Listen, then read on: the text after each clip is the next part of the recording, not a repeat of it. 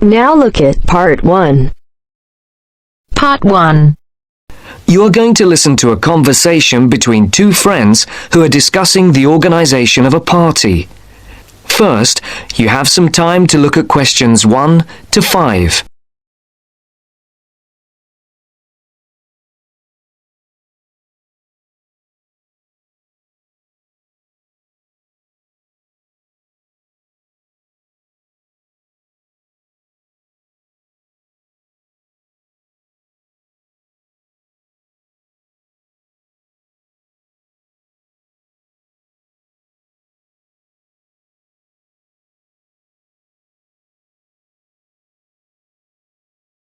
Now the test will begin. You should answer the questions as you listen, because you will not hear the recording a second time. Listen carefully and answer questions 1 to 5. Hi, Matt. Right on time. Have you been waiting long? 5 minutes. The buses were held up on the high street.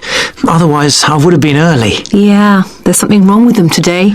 Yes, I think so. OK, what should we do? Should we go and have a coffee? Yeah, that would be nice. There's that place on the corner over there. It does really nice coffee and cakes and things, and at this time it's usually very quiet, so we'll be able to talk. OK, let's go there then. So, when's the party going to be? Well, it has to be at the end of September, before we all leave for university. We've plenty of time then. We don't go for another 5 weeks, do we? Well, we haven't really got that much time if you think about it. There are only a couple of weeks at the beginning of September when all of us are around. Oh yes, I forgot. Nazrin, Phil and Nikki and all that lot have gone off on holiday. And I'm away for 2 weeks from tomorrow. So, what does that leave us then? As far as I know, we're all here between the 19th and the 30th of September. Will Sandra be around then? I know that she has a whole string of family birthdays at that time, and she might not be available. Well, let's make a note of that, and we can contact her about it. OK. Shall we settle for the 21st of September then? What day is the 21st? It's a Saturday. Is that OK? That's fine. Before the conversation continues, look at questions 6 to 10.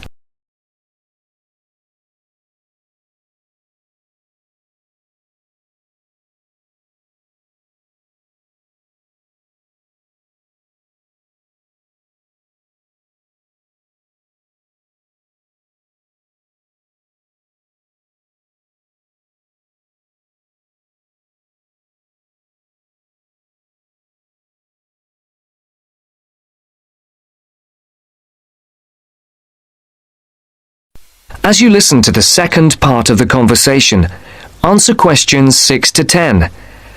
And now for the tricky bit. Where are we going to hold it? Well, I spoke to Nikki last week, and she volunteered her place, as they have a huge house and garden. Oh, fantastic. Will her parents be around? Yeah, I think so, but she said they won't mind. Oh, right. Well, my parents wouldn't like it at all. Nor mine. But is it definite? Yes. When I spoke to her, she said it was definitely on. I'll just have to confirm the dates with her. We thought it would be one weekend in September, so I'll just have to make sure that that one is okay. One thing Nikki suggested, we could have a daytime party, as we could be outside if the weather is fine. Oh, wow. How far out does she live? It's not that far. Do you know where West Road crosses the bridge? Yeah. It's the first house on the right, with that huge drive up to the front door. Oh, right. I know exactly where it is. The road is off the A33 and runs north, then over the bridge and first on the right. I know it. Oh, the place is amazing. You know it has a big swimming pool. Does everyone know where she lives? Most of her friends do, but not all. But it doesn't matter, as we can put this map Nikki sent me in with the invitation. How shall we do the invitation? We can do it on the computer. I can scan the map, and we'll put it all onto an A4 page. Is this the address? Can I just write the address down? It's 93 West Road, and I'll take the phone number. It's 477130. Right. There's one other thing. Yes? We're all giving £10 towards refreshments and food. There'll probably be a barbecue. Do you think that's enough? Oh, right. Yeah, that's fine. And everyone will have to help tidy up afterwards, including the boys. That is the end of part 1. You now have half a minute to check your answers.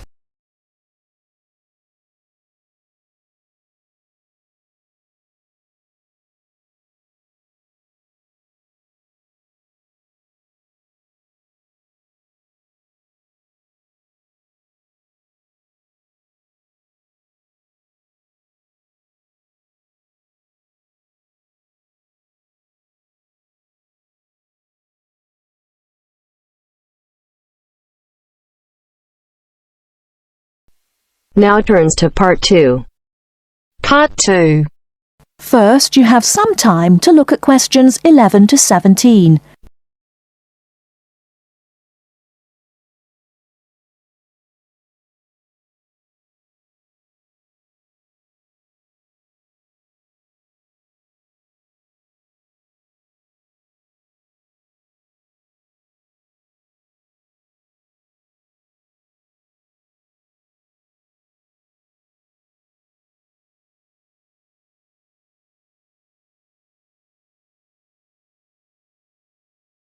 Now, listen carefully and answer questions 11 to 17.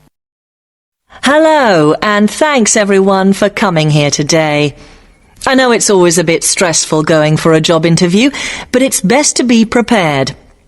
For any of you who may not know me, my name is Fiona Ogilvie, and my job is to offer guidance and support for students with special needs. Now, you wouldn't be here today if you weren't interested in finding a job in the holidays. So let's get down to it and see what things you need to be looking out for. Most of you, I hope, will be applying for jobs with the companies that have been recommended by the university. The reason for this is that we here at the university already know these companies and have established good working relationships with them. I've also been to visit all of them and checked out the facilities they have to offer. You really need to make informed choices when you're looking for a job and make sure you know before you even get to the interview stage that your needs will be met. But I know that some of you are applying for jobs independently and have looked at companies outside the university recommended list. So for you, it's best to plan ahead and be aware of what it is you may need while you're working. Things that you need to check when you go for an interview are there enough toilet facilities and are these easily accessible? Also, you want to check that all the public areas inside the building are barrier-free, so you can get direct access to these public spaces whenever you need to. And ask about ramps into the building, so you know how many there are and where they are located. These kinds of things are so much more difficult to sort out when you've started work, as they take time. But ramps are an absolute must, so please make sure you know where they are. Another thing you must make sure of is that the lifts have the correct lowered control panels. Ask if all the lifts have this facility or if it's only certain ones. Now, something I think that is often overlooked is working hours. What you want to make sure of is that you get flexi time. This basically means that your working hours are flexible and you can clock on and clock off in times that suit you. Within reason, of course. Most companies do recognise that it takes much longer for someone in a wheelchair to get on and off buses and trains. Public transport can take that much longer, so you need to be organised and prepared. And for those of you lucky enough to own a car, check how many disability parking spaces are available. Remember that it's your right to have a disabled parking space. These also need to be near enough to a wheelchair accessible entrance or ramp. OK, are there any questions before we move on? Before you hear the rest of the talk, you have some time to look at questions 18 to 20.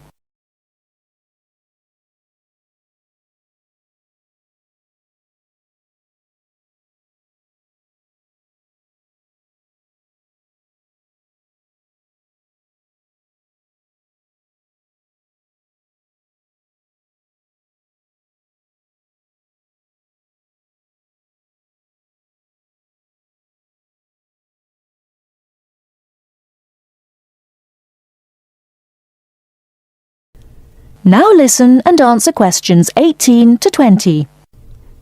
Right, let's move on then. Now I want to talk you through the series of visits to companies which we've got planned for next week. On Monday morning, we will be visiting the Lowland Hotel. They have various summer jobs available, working as a receptionist or conference organizer in their busy conference centre, organising and setting up conferences. You need to be prepared for working in an office environment and spending quite a bit of time talking on the telephone. The bus leaves for the hotel at 9 a.m, so make sure you leave yourself plenty of time to get there. When you arrive at the hotel, please gather in the reception area and wait for someone to take you to your first session, which will be a talk. The talk at the hotel will begin at 10 a.m, and then there will be a short tour of the hotel. There will be a light lunch provided, which is usually salads and sandwiches. The next place we'll be visiting will be on Tuesday afternoon. We'll be going to visit a little local company that makes handmade paper and cards. For those of you studying art, this may be just what you're looking for. We'll be taken on a tour of the company which lasts 3 hours.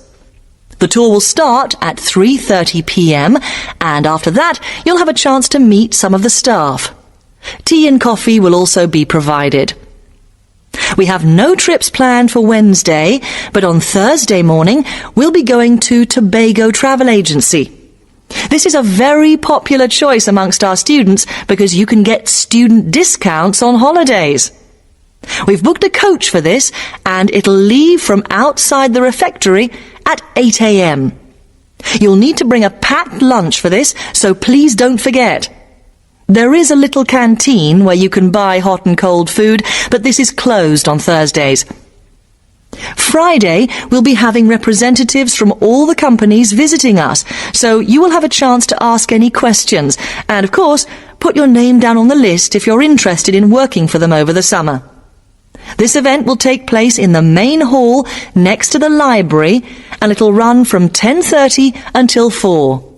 I really hope you make the most of this excellent opportunity to not only earn yourself some extra money, but also to gain experience of what it's like to work.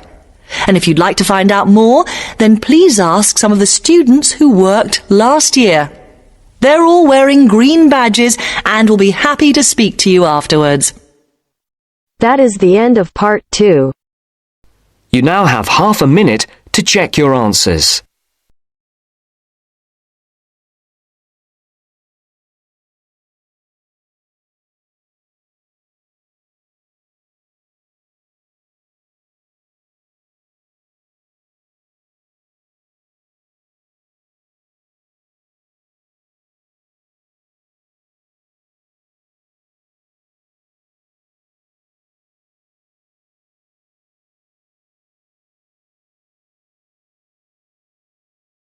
Now turns to part 3.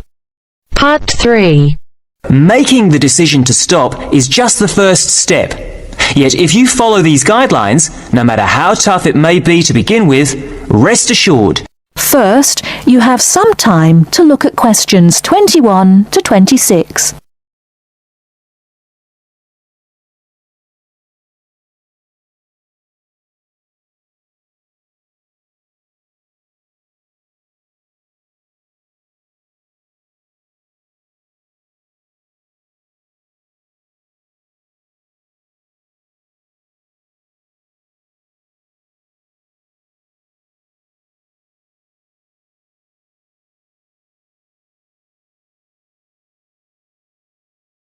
Now listen carefully and answer questions 21 to 26. Good afternoon. Welcome to Stop Smoking Now. You're all here today because you've decided to stop smoking. However, making the decision to stop is just the first step. Yet if you follow these guidelines, no matter how tough it may be to begin with, rest assured you will be on your way to becoming what you want to be, an ex-smoker. The first thing to remember is that there is not only one way. What I'll give you today are various methods you can choose from. They all work and they can all help. The first method I would recommend is based on something we all have, but in different degrees, namely willpower. Of course, just making the decision to stop is an enormous act of willpower alone. But what exactly does this mean? It means having a strong mind, waking up every morning and telling yourself that you will not have that cigarette, no matter how much you may want one. To do this successfully, you really have to be determined to stay focused. You need to be in the right frame of mind. But this isn't as easy as it may sound, and it may mean doing other things to take your mind off having that cigarette, particularly when the urge is strong. I found that different things can help you do this, like taking up a hobby, or having a smoking buddy, someone you can phone up when the going gets tough, a friend who can help you think about something else. Remember that each time you don't have a cigarette, you will feel better and stronger. Of course, this method does not work for everyone, but there are other ways to help keep you on track. Another way is to use smoking aids. There are many types, so find one that suits you best. Take, for example, nicotine patches. You put one on every day and it gives you a controlled nicotine dose. Basically, you keep reducing the amount until your body stops craving nicotine. As your body gets used to less nicotine, you may experience withdrawal symptoms. Don't worry about feeling embarrassed people will notice, because many nicotine patches are see-through. So, where do you get them? Well, you can buy them from your local pharmacy or supermarket. You can also ask your GP for a prescription. Before you hear the rest of the talk, you have some time to look at questions 27 to 30.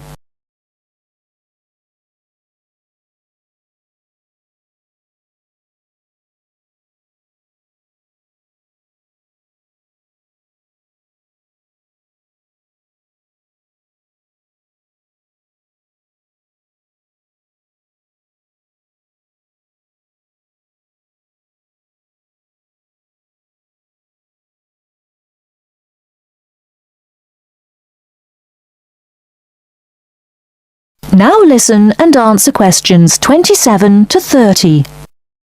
Another method that is becoming more popular is alternative therapies.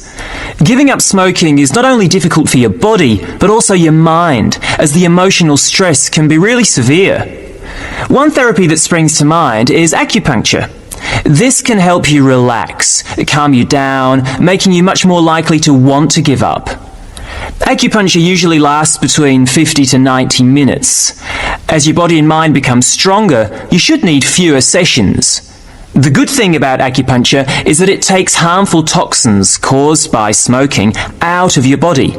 And I'm sure you'll all like this, it does not increase your appetite. So giving up smoking using this method means you won't put on weight. It can take as few as 5 acupuncture sessions to cure you, but of course this depends on the type of person you are. I suppose one of the biggest advantages of using this method is that there are almost no withdrawal symptoms because it works from the inside. What I mean by this is that acupuncture takes away your wanting to smoke, and this feeling, on top of the feeling of calmness, stays with you after the treatment is over. At the end of the day, it doesn't really matter which method you choose. What's important is that you make the decision and then stick to it no matter what. If you give up, think of the money you'll be saving. There is no better time to start than today. You can kick the habit for good. That is the end of part 3. You now have half a minute to check your answers.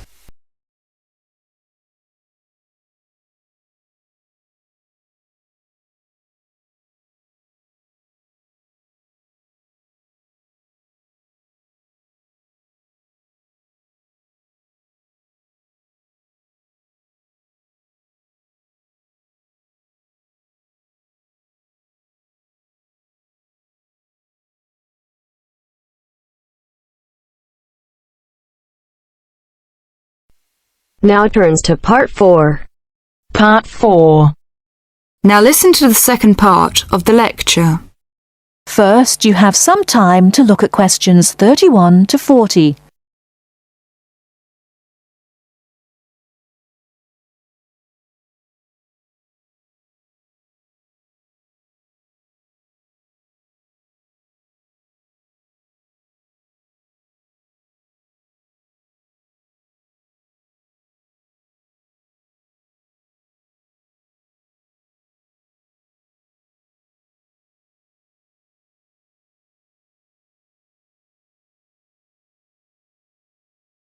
Now listen carefully and answer questions 31 to 40.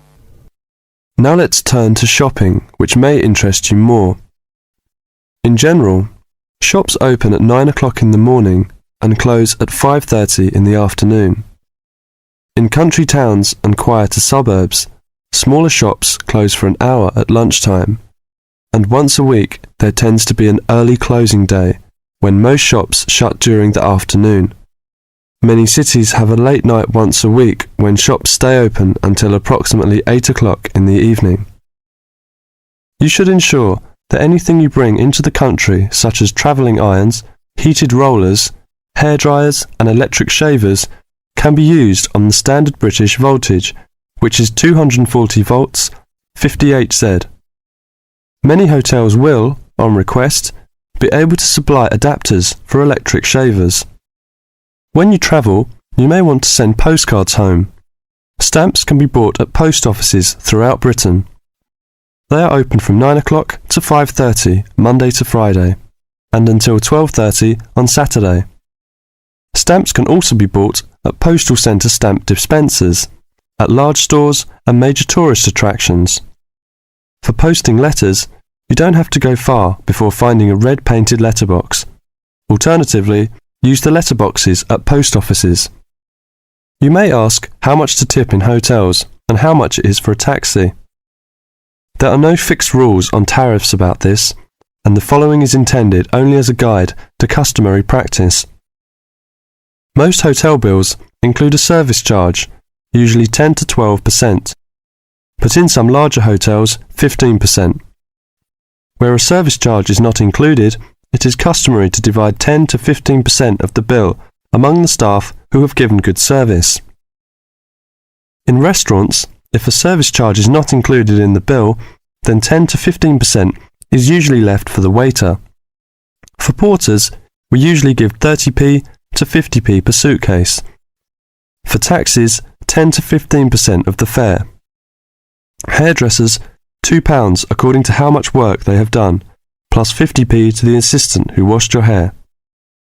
If you drive in Britain, you should remember to drive on the left and overtake on the right. The wearing of seatbelts is compulsory for the driver and front seat passengers. Now let's talk about full details of Britain's road regulations. A copy of the Highway Code can be obtained from offices of the Automobile Association, AA, or Royal Automobile Club, RAC, at most ports of entry. These two motoring organisations can also provide plenty of helpful information to all motorists. Contact AA.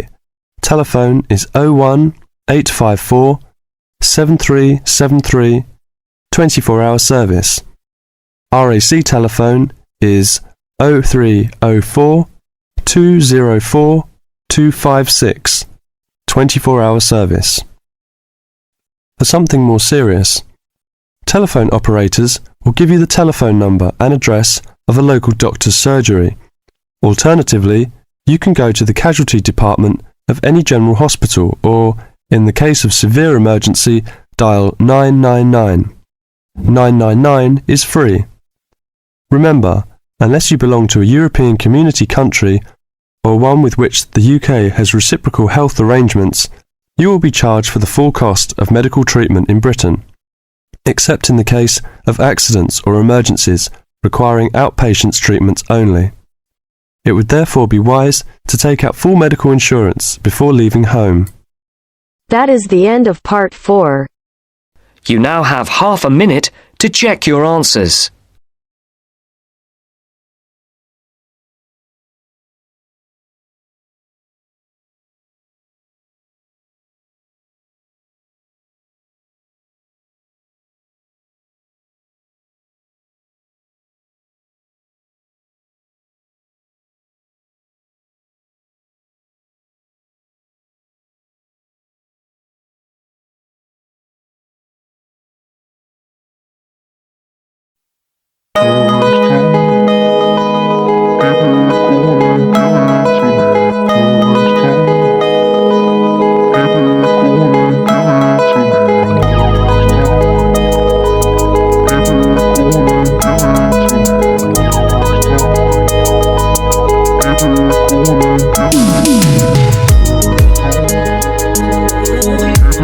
Give it to